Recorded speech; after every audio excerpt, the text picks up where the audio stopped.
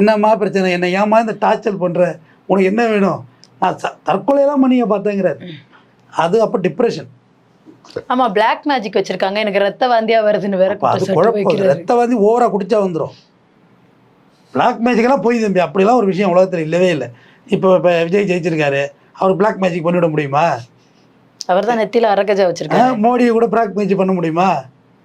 அப்படி இருந்தால் பண்ணலாம்ல. செய்வினைன்னு சொல்லுவாங்க ஊரில், கிராமத்தில் செய்வனை வச்சுட்டாங்க எங்கள் வீட்டுக்கு அப்படின்னு.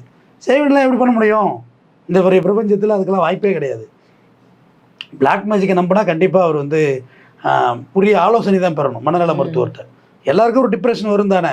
மனநல மருத்துவர்கிட்ட போனாலே பைத்தியம் நினச்சிட்டு இருக்காங்க. இல்லவே இல்லை. நமக்கு ஒரு டிப்ரெஷன் இருந்தாலே போய் பார்க்கலாம்.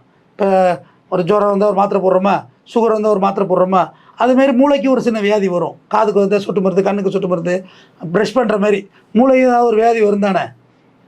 அப்போ மூளைக்கு மாத்திரை போட்டுவிட்டால் அது ஒன்றும் பிரச்சனை, அது சால்வ் ஆகிடும். அதுதான் செய்யணும் அவருக்கு. பிளாக் மேஜிக்கெலாம் எப்படி பண்ண முடியும் அவருக்கு? பட வாய்ப்புகள் இருக்கிறது இல்லை.